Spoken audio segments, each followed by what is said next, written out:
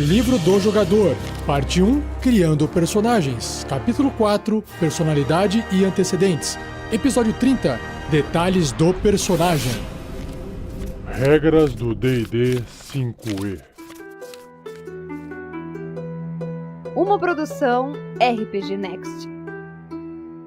Sejam bem-vindos a mais um Regras do D&D 5e. Eu sou o Rafael47 e nesse episódio irei apresentar para vocês o que o livro do jogador do RPG Dungeons & Dragons 5ª edição diz sobre as características físicas e pessoais de seu personagem, alinhamento, tendência e inspiração.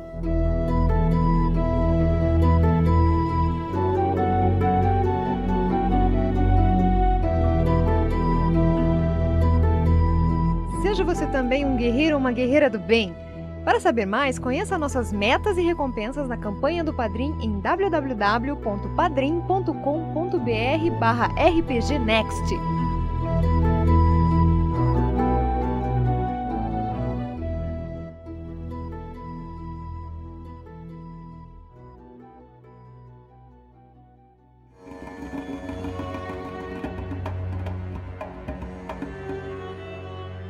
Então, dando continuidade na página 121 do livro do jogador do Player's Handbook do D&D 5ª edição, é apresentado o início do capítulo 4, chamado Personalidades e Antecedentes.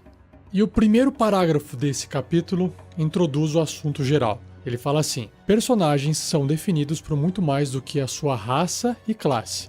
Sabe quando você monta aquela ficha de personagem?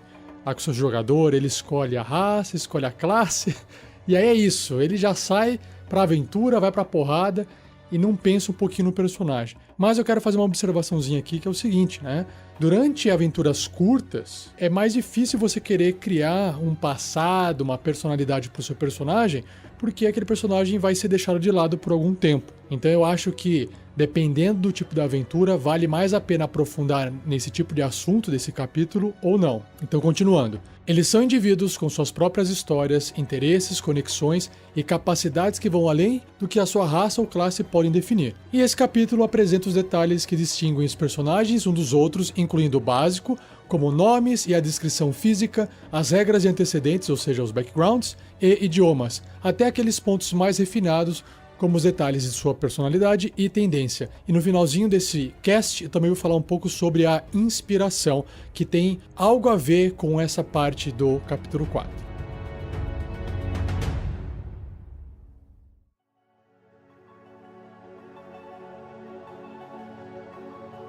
Então, começando aqui no detalhes do personagem, o nome do seu personagem e a descrição física podem ser as primeiras coisas que os outros jogadores na mesa aprenderão sobre o seu personagem. Então é melhor pensar como essas características refletem o personagem que você, jogador, tem em mente. Ah, e outra, pessoal, eu acho que o nome de personagem, ele também tem que ser uma coisinha, como eu posso dizer, fácil de ser lembrado e fácil também de ser pronunciado, senão o pessoal vai acabar inventando um apelido para ele, para poder conseguir falar aquele nome estranho que você inventou, né? Então tome cuidado.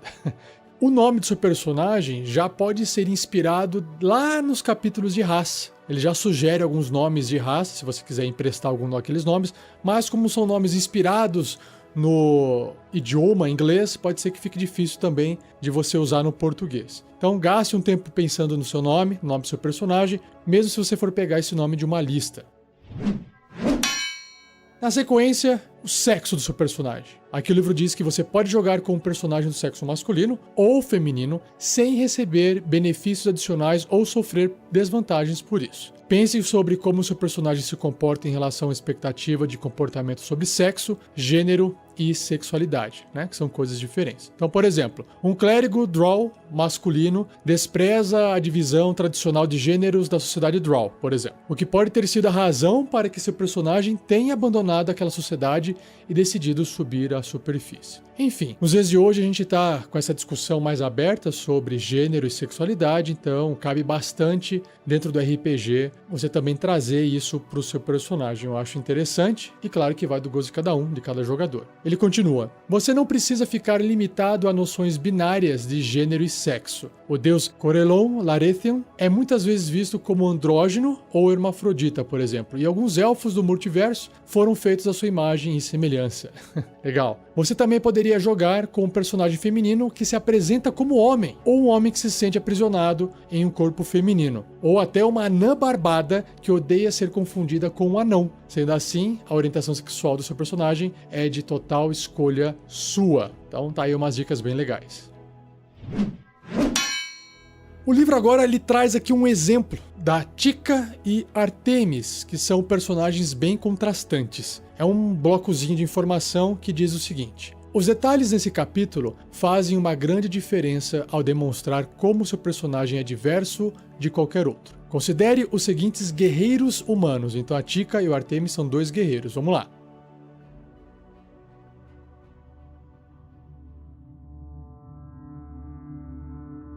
Vinda do cenário de Dragonlance, Tika Waylan foi uma adolescente imprudente que teve uma infância difícil. Filha de um ladrão, ela fugiu de casa e exercitou o negócio do pai nas ruas de Solace. Quando ela tentou roubar o proprietário da hospedaria Derradeiro Lar, foi pega no ato. E o proprietário a acolheu, dando a ela um emprego como garçonete. Mas quando os draconianos devastaram a cidade de Solace e destruíram a estalagem, a necessidade forçou Tika a se aventurar ao lado de amigos que ela conhecera na sua infância. Sua habilidade como guerreira, uma frigideira, continua a ser uma de suas armas favoritas. Combinada com a história nas ruas, deram a ela valiosas habilidades para sua carreira de aventureira. Já Artemis Entreri cresceu nas ruas de Calimporto, nos Reinos Esquecidos, Forgotten Realms. Ele usou de seu raciocínio, força e agilidade para esculpir seu próprio território em uma cidade de centenas de favelas. Após alguns anos, ele atraiu a atenção de um dos mais poderosos líderes de guilda e ascendeu rapidamente na organização, apesar da pouca idade. Artemis veio a ser o assassino favorito de um dos pechás da cidade, que o enviou até o longínquo Vale do Vento Gélido para recuperar uma gema roubada. Ele é um assassino profissional, constantemente se desafiando para melhorar as próprias habilidades. Tika e Artemis são ambos humanos e guerreiros, com alguma experiência como ladinos, possuindo índices elevados de força e destreza, mas é aí que a similaridade termina. Então, tá aí um exemplo para você, jogador, que quer construir até personagens iguais dentro de uma mesa, mas com histórias e personalidades completamente diferentes.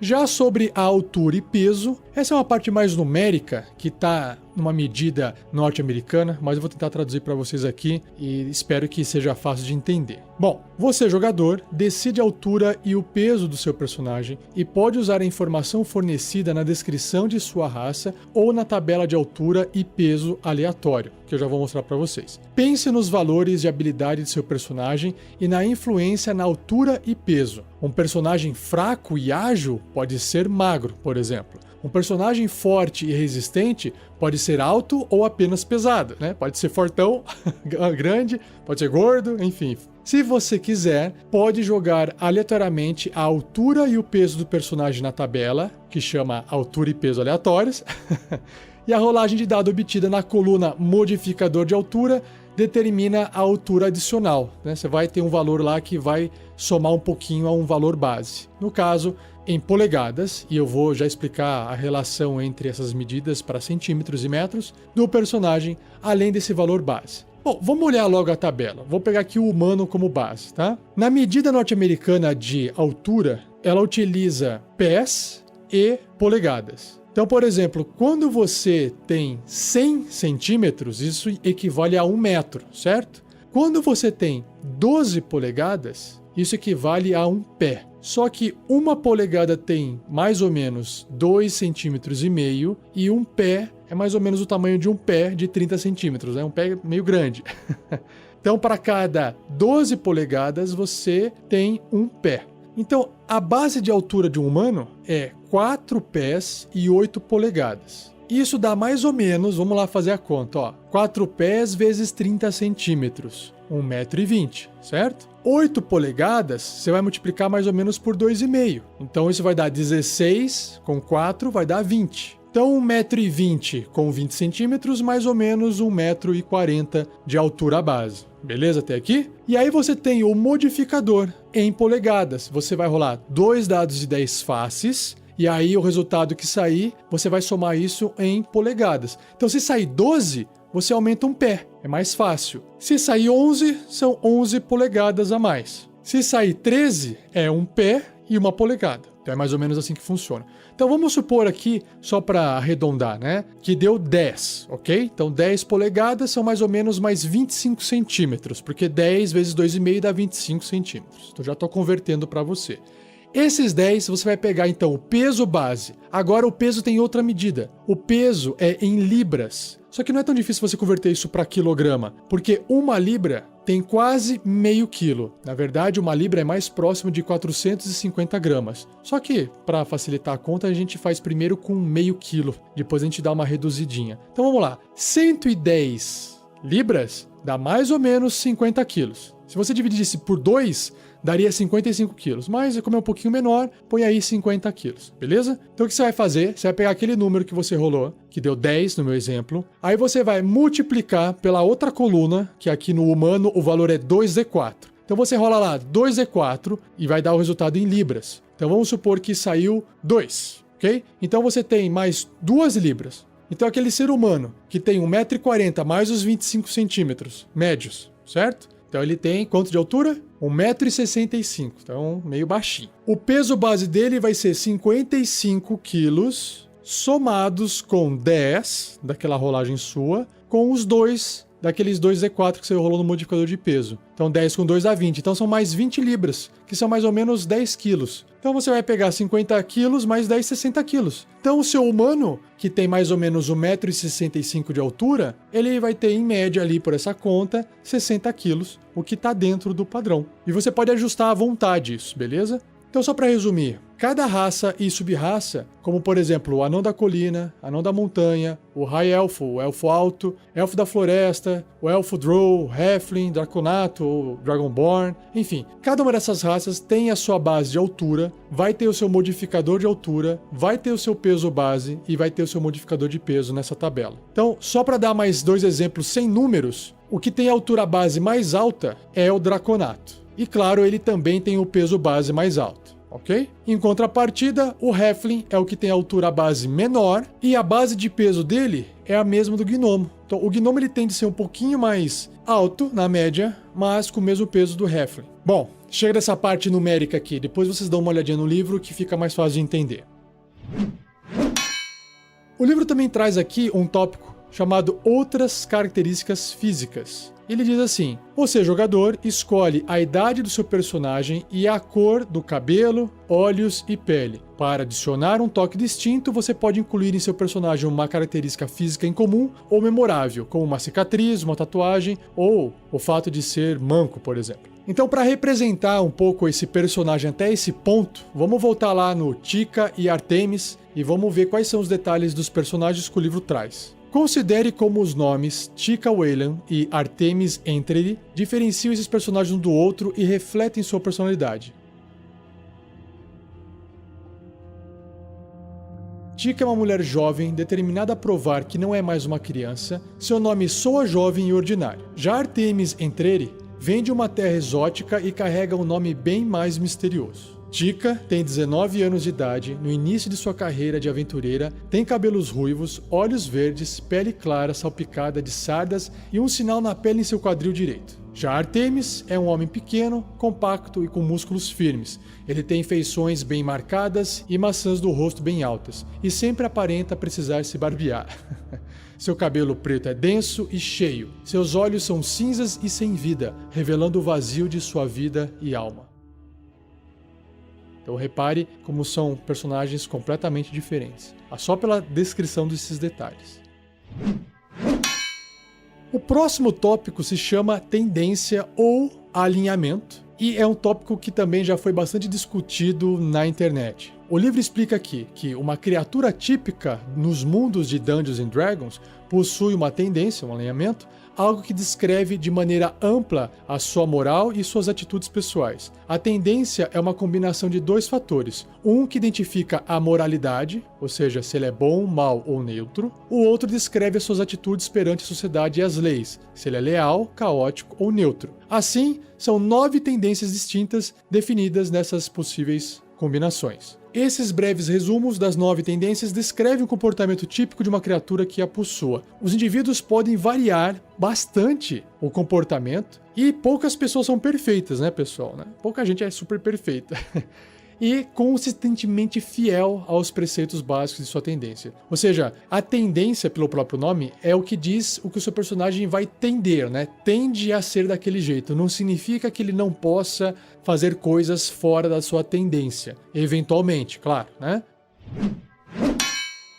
Então vamos lá, o primeiro é o Lawful Good, ou leal e bom. Então a moralidade dele vai ser boa e a sua atitude perante a sociedade vai ser leal, né? Ele vai tentar seguir as coisas. Olha o que o livro diz, ó. É a tendência de criaturas que se pode contar para fazer o que é correto, como é esperado pela sociedade. Dragões dourados, paladinos e muitos anões são leais e bons. O que eu acho dessa tendência leal e boa, né? Eu acho que ela pode ser um problema. Muitos veem ela como sendo aquele cara chato que sempre segue as regras e não deixa ninguém fazer nada e tal. Mas eu acho que vai além disso. Porque sempre seguir a lei, esse é o problema. O problema não está em ser bom. Eu acho que está em ser sempre leal. Porque se você tem um governo, uma estrutura dentro de um reino, de uma cidade, enfim, que criou várias leis para poder controlar aquela sociedade, para não criar uma certa anarquia, às vezes aquela lei, na verdade, ela não é tão benéfica assim para aquela população. E aí, de repente, um paladino que está seguindo à risca aquela lei, ele não pode estar percebendo que aquilo está fazendo mal para um grupo de pessoas. Então, eu acho que, na verdade, leal e bom, ele traz esse conflito, porque ele é o extremo, né? E todo personagem que é o extremo vai trazer sempre algum tipo de problema, seja pro bem ou pro mal. O próximo alinhamento descrito é o Neutral Good, que representa neutro e bom, e é a tendência do povo que faz o melhor que pode para ajudar os outros de acordo com suas necessidades. Muitos celestiais, alguns gigantes das nuvens, a grande parte dos gnomos são neutros e bons. Eu acho que essa tendência, dentro das boas, é a mais fácil de lidar, porque ele não está seguindo à risca as leis que foram criadas, mas ele é uma pessoa boa, que quer sempre tentar fazer o bem. A próxima é o Chaotic Good, que é caótico e bom. Traduzindo, caótico e bom é a tendência de criaturas que agem de acordo com a sua própria consciência, se importando pouco com as expectativas dos outros. Dragões de cobre, muitos elfos e unicórnios são caóticos e bons. Qual que é o problema de ser caótico dentro de uma sociedade regida por regras e leis, né? Que aquela pessoa vai ser considerada às vezes até um problema. Ela pode ser boa nas melhores das suas intenções, só que ela pode ser vista como um transgressor e pode acabar entrando em encrenca por causa disso. Então é complicado lidar com pessoas caóticas e boas dentro de locais assim que tem leis, cidades principalmente. Mas para aventureiros que vão viajar e vão fazer as coisas, é um pouco mais simples, né? E aí quando volta para a cidade é bom controlar aquele cara um pouquinho, né? Mas de toda forma tem que lembrar que ele é bom, né? Ele está tentando fazer coisas boas, mas talvez das formas erradas. O próximo é o Lawful Neutral, que é leal e neutro, que representa a tendência dos indivíduos que agem de acordo com as leis, claro, porque é leal, tradições ou códigos pessoais, e muitos monges e alguns magos são leais e neutros. Então aqui é aquele cara que segue à risca, né, as leis, os códigos, e é neutro. Ele não está preocupado muito em fazer o bem, em fazer o mal, ele está ali na neutralidade, tá na dele.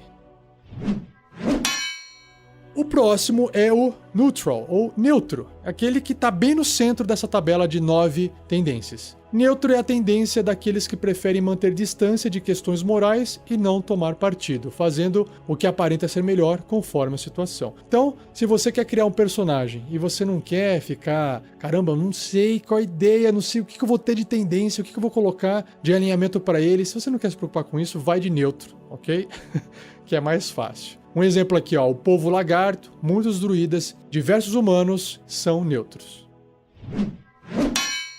O próximo é o Chaotic Neutral, que é o caótico neutro, é a tendência das criaturas que seguem seus caprichos, mantendo sua liberdade pessoal acima de tudo, porque é caótico. Muitos bárbaros e ladinos e alguns bardos são caóticos e neutros. Então aqui está misturando bem aquela ideia entre bom e mal, entre uma pessoa que quer fazer o bem, uma pessoa que quer fazer o mal, ou não está se importando para nenhum dos dois lados, e que também preza pela liberdade, não está a fim de seguir regras, códigos, leis, então é bem caótico. O próximo é Lawful Evil, leal e mal, que é a tendência das criaturas que conseguem metodicamente tudo o que querem, dentro dos limites de uma tradição, lei ou ordem. Diabos, dragões, azuis e hobgoblins são leais e maus. E eu acho que até alguns políticos, né? Se eles estão dentro da lei e da ordem, estão tentando fazer o mal para as pessoas, né? Brincadeiras à parte, leal e mal é aquele perfil de personagem que você vê e às vezes até admira, porque ele planeja, ele pensa, ele age dentro da lei até, só que ele está sempre tentando fazer algo para benefício próprio e não está se preocupando com o bem-estar dos outros, né? Então ele acaba sendo leal e mal. Nós temos o Neutral Evil, que é o neutro e mal, que é a tendência daqueles que farão tudo o que quiserem sem compaixão ou remorso. Muitos Drolls, alguns gigantes das nuvens e os Yugoloths são neutros e maus. Então aqui já estamos entrando nas criaturas, naqueles comportamentos de pessoas que são... Você olha assim, esse cara é mau, né? Ele não tá nem se escondendo, sabe? É mau. Ele sente prazer em fazer aquilo lá. Ele não chega a ser caótico, que não sai matando qualquer um na rua doidado. Mas, cara, esse cara que é neutro e mal é aquele cara bem perigoso, porque é difícil prever o que ele vai fazer, né? Por fim, o Chaotic Evil, que é o caótico e mal, é a tendência de criaturas que agem com violência arbitrária, estimulada por sua ganância, ódio ou sede de sangue. Demônios, dragões vermelhos e orcs são caóticos e maus. Eu acho que essa tendência é bem fácil de você identificar, porque às vezes é aquela criatura que olha você e ela tá te atacando não porque você tá invadindo, ou sei lá, um local que ela tá protegendo, não é tipo um lobo que tá protegendo sua cria, ou uma criatura que tá protegendo sua toca, nada disso. É uma criatura que vem até o seu local e te mata sem você pensar, e faz isso de propósito querendo o seu mal. Não tem nenhuma causa por trás disso, simplesmente a violência nasceu com aquela criatura. Então, dentro do D&D tem muito isso, né? As criaturas nascem más, elas nascem com esse comportamento e elas não conseguem controlar isso. Então, isso facilita, né, dentro do jogo, ou pelo menos justifica, um personagem chegar lá e matar um Goblin, por exemplo. Por isso que o pessoal faz essa brincadeira de que Goblin não se fala, Goblin se mata, porque geralmente são criaturas caóticas e malignas. Mas isso dá um monte de discussões, e aí se vocês quiserem discutir mais sobre isso, comentários no post desse episódio. O livro continua falando sobre tendências no multiverso. Para muitas criaturas pensantes, a tendência é uma escolha moral. Humanos, anões, elfos e outras raças humanoides podem escolher seguir o caminho do bem ou do mal, da ordem ou do caos, até onde se sabe. Os deuses de tendência boa que criaram essas raças deram a elas o livre-arbítrio para escolher seus caminhos morais, sabendo que bondade sem liberdade é escravidão. Interessante. As divindades malignas que criaram outras raças, entretanto, as fizeram para que os servissem. Essas raças têm uma forte tendência inata de corresponder à natureza de seus deuses. Muitos orcs compartilham a violência e selvageria de seu deus, o Gruumsh, então são inclinados ao mal. Mesmo se um orc escolher a tendência boa, ele luta contra suas tendências inatas durante toda a vida. Mesmo os meio-orcs sentem essa inclinação à tendência dos deuses dos orcs. Lembra que quando eu fiz o episódio sobre a raça meio-orc, é justamente isso que eu estava falando. Então eu acho interessante você às vezes até ter um personagem que tem uma tendência totalmente diferente daquela esperada para aquela raça, e de repente ele está tentando lutar com aquela tendência porque ele quer ser diferente. Então isso dá um bom plot narrativo também, ou cria pelo menos um personagem interessante mais profundo. A tendência é uma parte essencial dos seres celestiais e demoníacos. Um diabo não escolhe ser leal e mau, e também não pende para esse lado. Ao invés disso, a lealdade e a maldade são a sua essência. Se por algum motivo ele deixar de ser leal e mau, deixará também de ser um diabo. Isso é interessante, né? Mesma coisa acho que vale para o anjo, que é leal e bom, neutro e bom. Muitas criaturas que carecem de capacidade racional não possuem uma tendência, elas são imparciais. Esse tipo de criatura é incapaz de realizar escolhas morais ou éticas e age de acordo com sua natureza bestial. Então, tubarões são predadores selvagens, por exemplo, mas nem por isso são maus. Eles apenas não possuem uma tendência.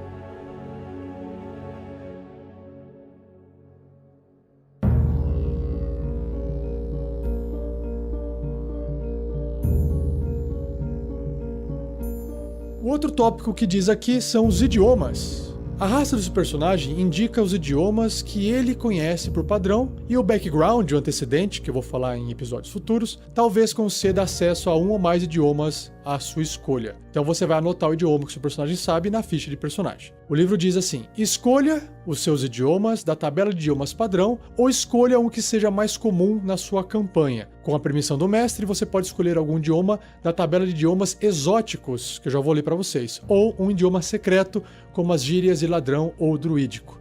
Alguns desses idiomas são, muitas vezes, famílias de idiomas como muitos dialetos. Por exemplo, o idioma primordial inclui os dialetos Auran, Aquan, Ignan e Terran, um para cada plano elemental: ar, água, fogo e terra. Criaturas que falam diferentes dialetos da mesma língua podem se comunicar entre si. Então vamos lá. Quais são os idiomas padrão? Então você tem ali o idioma comum, que humanos falam, e o alfabeto é o alfabeto comum. No caso, se está jogando em português, é o alfabeto em português, se está jogando em russo, é o alfabeto russo, e por aí vai. Essa aqui é a ideia. O próximo é o idioma anão, que são falados por anões, e o alfabeto é o alfabeto anão. Olha só que interessante. Antes de eu continuar aqui, a língua de gigantes, de gnomo, de goblin e de orc, todos eles usam o alfabeto anão. Olha só que legal, é o mesmo alfabeto. Por exemplo, o alfabeto português nosso, ele é muito parecido com o alfabeto norte-americano, da língua inglesa. Você tem A, B, C, D, E, F, né? Mas a gente fala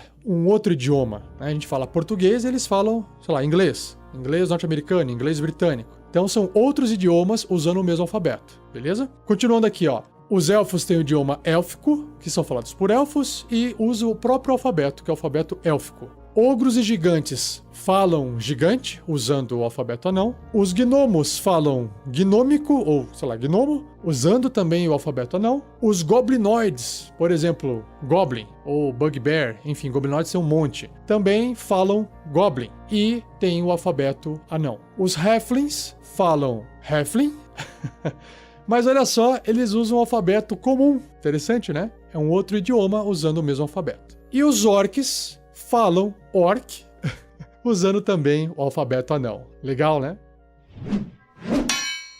Já sobre os idiomas exóticos, os demônios falam abissal, o idioma abissal, e usam o alfabeto infernal. Os celestiais falam o idioma celestial e usam o alfabeto celestial. Os dragões e os Dragonborns, eles falam o idioma dracônico e usam o alfabeto dracônico também. Já Mind Flayers, Beholders, outras criaturas do submundo, assim, algo assim, do subterrâneo, eles falam um dialeto do subterrâneo ou das profundezas, e não existe nenhum alfabeto, não existe uma escrita. Já sobre os Devils, que são outros tipos de demônio, que no português não tem uma tradução, eles usam o idioma infernal e o alfabeto infernal. Então olha só que interessante, o alfabeto infernal ele também tem o idioma infernal e tem o idioma abissal, usando o mesmo alfabeto. Já os elementais, eles têm o idioma primordial, mas usam o alfabeto dos anões. Anão, olha só que legal. As criaturas feéricas do mundo das fadas têm o idioma silvestre e usam o alfabeto élfico. E por fim, alguns comerciantes do subterrâneo, do Underdark, falam o idioma subterrâneo, que é o Undercommon, e usam também o alfabeto élfico. Vamos ver então aquela historinha da Tika e do Artemis sobre a tendência, como é que fica aqui no exemplo do livro. Tika Wayland é neutra e boa, possui um bom coração e esforça-se para ajudar os outros sempre que puder. Já Artemis é leal e mau, despreocupado do valor da vida, mas ainda assim profissional na maneira como vai matar. Como um personagem mau, Artemis não é um aventureiro ideal. Ele inicia sua carreira como um vilão e apenas coopera com os heróis quando é necessário, e quando condiz com seus interesses, claro. Em muitos jogos, personagens maus causam problemas em grupos com aqueles que não compartilham os mesmos interesses e objetivos. No geral, tendências más são mais apropriadas para vilões e monstros.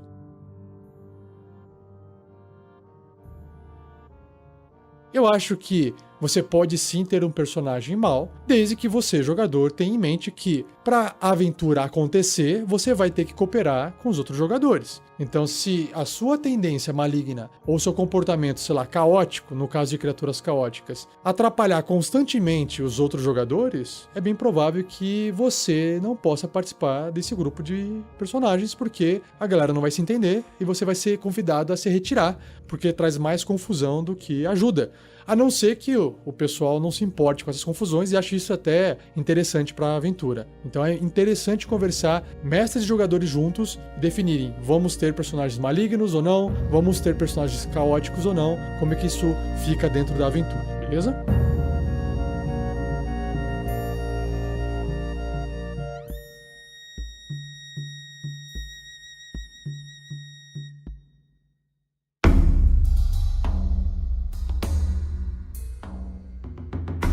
Um outro tópico aqui do livro se chama características pessoais. Construir a personalidade de seu personagem, com uma variedade de traços, maneirismos, hábitos, crenças e defeitos que fornecem a uma pessoa sua identidade única, ajudará a dar vida ao personagem durante o jogo. 4 categorias de características são explicadas aqui: traços de personalidade, ideais, vínculos e defeitos. Além dessas categorias, pense em algumas palavras ou frases, tiques ou gestos comuns, vícios e pirraças ou qualquer coisa que você possa imaginar para ele. Cada antecedente que eu vou explicar mais para frente em episódios futuros possui sugestões de características para você, jogador, poder atiçar a sua imaginação, certo? Você não está limitado às opções que tem no livro disponíveis, mas pelo menos elas são algum ponto de partida para que você não tenha que criar tudo do zero, beleza? Então você vai reparar que num cantinho superior direito da ficha do seu personagem tem um lugar para você poder escrever quais são os traços de personalidade, os personality traits. Então você vai conceder ao seu personagem 2 traços. Um traço de personalidade é a maneira mais simples de demonstrar como o seu personagem é diferente dos outros. Eles devem dizer algo divertido e interessante sobre o seu personagem. Eles devem ser autodescritivos e específicos. Por exemplo, eu sou inteligente não é uma boa opção, porque isso descreve uma grande variedade de personagens. Agora, eu leio meus livros à luz de velas, aí sim diz algo interessante sobre o seu personagem, algo detalhista. Traços de personalidade devem descrever as coisas que seu personagem gosta, suas realizações passadas, coisas que ele não gosta ou teme, sua atitude e maneirismos ou influências exercida nas habilidades. Uma boa maneira de começar a pensar sobre esses traços é observar a habilidade mais alta do seu personagem e a mais baixa, e definir traços que condizem com eles, seja ele negativo ou positivo. Você quer trabalhar duro para elevar uma habilidade baixa, por exemplo, ou pode ser pretensioso em relação a uma habilidade alta. A habilidade aqui é o atributo, né? Força, destreza, constituição, inteligência, sabedoria e carisma. Já já a gente vai ver alguns exemplos disso com a Tika e o Artemis, ok? Continuando aqui, ó. O outro campo que você vai preencher são os ideais, ideals, que descreve um ideal que guia o seu personagem. Então, os seus ideais são as suas maiores convicções, os princípios éticos e morais mais fundamentais do personagem, algo que o compele a agir. Ideais englobam tudo, desde os objetivos de vida às convicções fundamentais. Ideais podem ser a resposta para qualquer uma dessas questões. Quais são os princípios que o seu personagem nunca trai? O que compele ele a fazer sacrifícios? O que o faz agir e guia os objetivos e ambições? E qual a coisa mais importante pela qual ele lutaria? Então você, jogador, pode selecionar quaisquer ideais que desejar, mas a tendência do personagem é um ótimo ponto de partida. Cada antecedente ou background nesse capítulo, que eu vou citar em episódios futuros, inclui 6 sugestões de ideais. 5 delas são ligadas a algum aspecto de tendência, né, o alinhamento, lei, caos, bem, mal e neutralidade, e a última sugestão tem um pouco mais a ver com o antecedente em particular, que você vai escolher para o seu personagem, do que com perspectivas éticas e morais. O próximo campo que você preenche na sua ficha são os vínculos, bounds. Crie um vínculo para o seu personagem. Vínculos representam a conexão do personagem com pessoas, lugares e eventos no mundo. Eles amarram você aos detalhes e ao seu antecedente, o seu background. Eles podem inspirá-lo ao nível de heroísmo ou levá-lo a agir até mesmo contra seus próprios interesses, caso os vínculos sejam ameaçados. Eles podem funcionar muito parecido com os ideais, guiando suas motivações e objetivos. Vínculos podem ser a resposta para uma dessas questões. Por exemplo, com quem o seu personagem mais se importa? Com qual lugar ele sente uma conexão especial? Qual é a posse mais preciosa dele? Esses vínculos podem estar ligados à classe do personagem, ligados ao antecedente dele, à raça, por exemplo, ou qualquer outro aspecto da história ou personalidade do personagem. O seu personagem também poderá ganhar novos vínculos ao longo de aventuras, porque vínculos podem ser construídos, certo? Por fim, o último campo que você vai preencher são os defeitos. Então, você vai selecionar um defeito para o seu personagem que vai representar uma espécie de vício, compulsão, medo, fragilidade, em particular qualquer coisa que outra pessoa possa explorar para chantageá-lo ou para fazer o seu personagem agir contra seus melhores interesses. Mais significantes do que traços negativos de personalidade, defeitos podem ser a resposta para uma dessas questões. Vamos lá. O que enfurece o personagem? De qual pessoa, conceito ou evento ele tem pavor? E quais são os vícios que ele tem? Bom, vamos ver aqui o exemplo da Tika e Artemis em relação a essas características pessoais.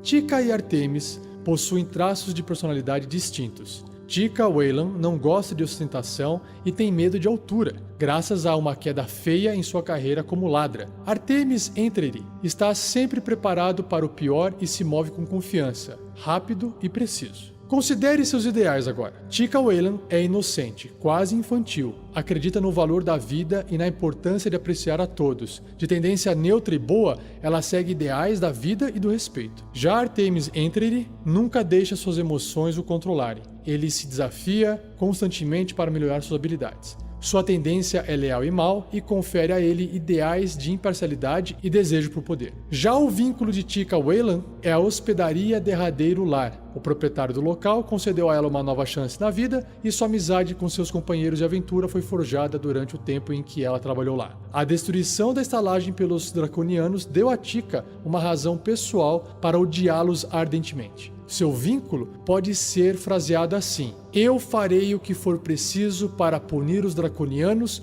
pela destruição da hospedaria Derradeiro Lar. Já o vínculo do Artemis Entreri é uma relação estranha e quase paradoxal com o Drizzt do Ordem. Para quem não sabe, Drizzt é um elfo negro, um drow, patrulheiro, ranger, né? Criação do Salvatore, um escritor bem famoso de romances do D&D. Em sua primeira batalha contra Drizzt, Artemis reconheceu algo de si no oponente, alguma indicação de que por mais que sua vida tivesse sido diferente, ele poderia ter tido um caminho bem parecido com o do Drow. Naquele momento, Artemis se tornou mais do que um criminoso assassino e ele se viu como um anti-herói, guiado pela sua rivalidade com Drizzt. Seu vínculo pode ser fraseado assim: eu não descansarei enquanto não provar a mim mesmo que sou melhor do que Drizzt.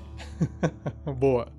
Cada um desses personagens tem também um defeito importante. Tika Wayland é ingênua e emocionalmente vulnerável, é mais jovem do que seus aliados e se irrita por eles ainda pensarem que ela é criança que eles conheceram anos atrás. Ela pode ficar tentada a agir contra seus princípios caso se convença de que uma conquista em particular pode demonstrar sua maturidade. Olha só que legal, né, esse defeito. Ela pode acabar fazendo algo totalmente diferente do que ela é, só para poder se provar adulta. Já Artemis Entreri é completamente fechado a qualquer tipo de relacionamento e apenas quer ser deixado em paz. Ou seja, isso pode ser um problema para ele, para poder interagir com os outros personagens e para poder seguir na aventura. Ou seja, um defeito.